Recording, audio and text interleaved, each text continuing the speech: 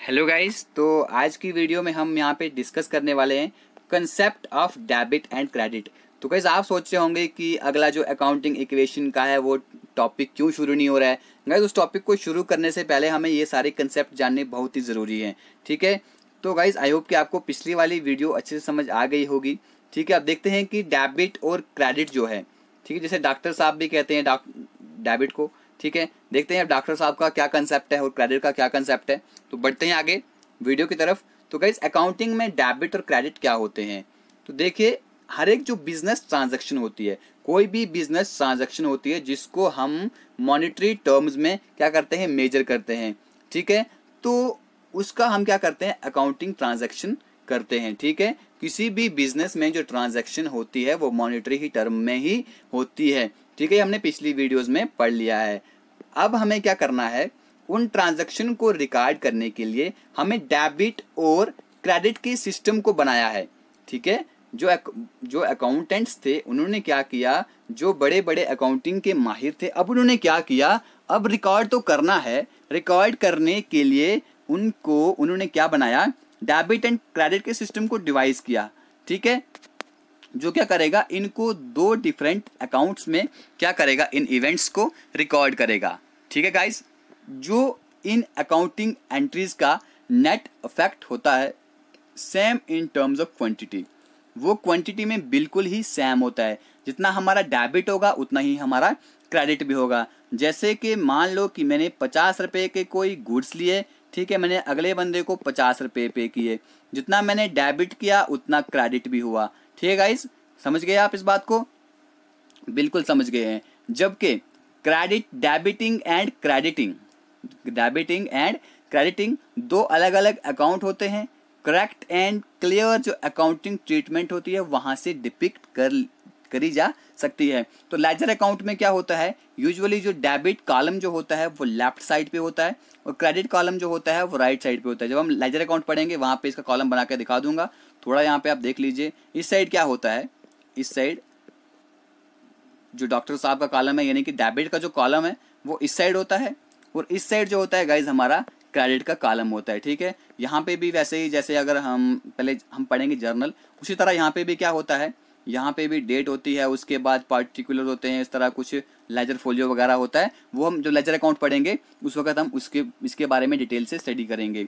तो guys debit क्या होता है, डेबिट एक ऐसी अकाउंटिंग होती है, ठीक है, जिससे हमारी एसेट जो है वो इंक्रीज होती है। ठीक है, जिससे हमारा एक्सपेंस अकाउंट जो है, जो खर्चे का अकाउंट है, वो क्या होता है, इंक्रीज होता है। एसेट अकाउंट हमारा इंक्रीज होता है, हमारी एसेट जो है जहां से हमें फ्यूचर में बेनिफिट होने वाला है वो इंक्रीज होता है डेबिट से।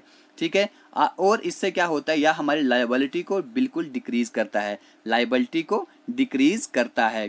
ठीक है, इसकी पोजीशन जो होती है अकाउंटिंग एंट्री में लेफ्ट साइड होती है। डेबिट जो है वो हमेशा लेफ्ट साइड होता है और क्रेडिट जो है वो हमेशा राइट साइड पे होता है, याद रखिएगा गाइस। क्रेडिट जो है, क्रेडिट एक ऐसी अकाउंटिंग एंट्री है जो हमारी लायबिलिटी को या इक्विटी अकाउंट को क्या करता है, इंक्रीज करता है। यानी कि जो बिजनेस का अकाउंट है उसकी लायबिलिटी को इंक्रीज करेगा, उसकी लायबिलिटी को इंक्रीज करता है, या हमारे जो एसेट और एक्सपेंस अकाउंट हैं उनको डिक्रीज करता है, बिल्कुल डेबिट का उल्टा। ठीक है, और इसकी जो पोजीशन है अकाउंटिंग एंट्री में वो गाइस राइट साइड होती है। वो कहाँ पे होती है, राइट साइड होती है। जब कभी जो अकाउंटिंग ट्रांजैक्शन होती है, जब कभी क्या होता है, अकाउंटिंग ट्रांजैक्शन होती है, कम से कम दो अकाउंट जो है वहाँ पे कम से कम दो अकाउंट हमेशा ही होने चाहिए। ठीक है, एक डेबिट एंट्री के साथ जो रिकॉर्ड होगा, ठीक है, एक साइड डेबिट एंट्री होगी, दूसरी साइड क्रेडिट एंट्री होती है। ठीक है, यहाँ पे कोई भी अपर लिमिट नहीं है कि कितने अकाउंट जो है वो इसमें इन्वॉल्व होंगे किसी ट्रांजैक्शन में, लेकिन कम से कम वहाँ पे दो अकाउंट होने चाहिए, दो अकाउंट से कम नहीं होने चाहिए। अपर लिमिट कोई भी नहीं है, लेकिन कम से कम वहाँ पे दो अकाउंट्स होना ज़रूरी है। तो गाइज यहाँ पे थोड़ा सा इस फिगर को, इस इमेज को अच्छे से देखिएगा। एक्चुअल सेंस में क्रेडिट और डेबिट जो है वो अकाउंटेंसी की टर्म में मीनिंगलेस, इनका कोई अकाउंटेंसी में कोई भी मीनिंग नहीं है। ठीक है, जैसे कि हमारा होता है डेबिट किया, क्रेडिट किया।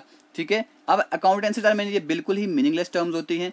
डेबिट का मीनिंग क्या होता है यहाँ पे, जो हमारे पास आता है, व्हाट कम्स इन, जो हमारे पास चीज़ आती है, और व्हाट गोज आउट, यानी कि कोई हमारे पास चीज़ आएगी उससे हमारे एसेट्स जो हैं गाइज, एसेट्स हमारे बढ़ जाएंगे। ठीक है, जो चीज़ हमारे से जाएगी तो क्या होगा, लायबिलिटीज हमारी बढ़ जाएंगी। ठीक है, ये एक फेमस एक यहाँ पे गोल्डन रूल है। ठीक है, डेबिट और क्रेडिट को अलग अलग अकाउंटिंग टर्म से जोड़ने के लिए समझिएगा। यहाँ पे पीछे भी समझाया था, लेकिन यहाँ पे अच्छे से समझाने की कोशिश करूंगा। पिछली वीडियोस में समझाया था। गोल्डन रूल, इस गोल्डन रूल को याद रखिएगा गाइस। सोने का रूल है, सोना महंगा होता है कि नहीं होता है, इट मीन्स ये रूल भी बहुत ही महंगा है। इसको याद रखने की कोशिश कीजिएगा, याद रखना ही पड़ेगा। ठीक है, रटा मारना पड़ेगा इस रूल के लिए। पर्सनल अकाउंट में क्या होता है, debit the receiver. Personal account मैंने पिछली वीडियो में पढ़ाया था आपको सारे अकाउंट्स के बारे में। आई होप कि आपको पता होगा पर्सनल अकाउंट क्या होता है। ठीक है, जैसे राम का अकाउंट, श्याम का अकाउंट, घनश्याम का अकाउंट, रोहित का अकाउंट, आपका अकाउंट जो वीडियो देख रहे हैं बच्चे, ठीक है, बच्चियों का अकाउंट, जो भी यह वीडियो देख रहे हैं वो होगा पर्सनल अकाउंट। तो पर्सनल अकाउंट में क्या होता है, रिसीवर को, जो रिसीवर होता है भाई, जो चीज़ लेने वाला है वो डेबिट होता है। ठीक है, उसके पास एसेट्स आ रहे हैं। ठीक है, और क्रेडिट द गिवर, गिवर को क्या होता है, क्रेडिट होता है। जो चीज़ हम देंगे वो क्या होगी, क्रेडिट होगी। जो चीज़ हम लेंगे वो क्या होगी, हम नहीं लेंगे। मतलब हम कौन है यहाँ पे, बिजनेस है। हम कौन है गाइस, मैंने पहले कहा था कि अकाउंट्स में हम कौन है, बिजनेस है। हम नहीं है, हम बिजनेस हैं। ठीक है, ऑनर नहीं है हम बिजनेस हैं।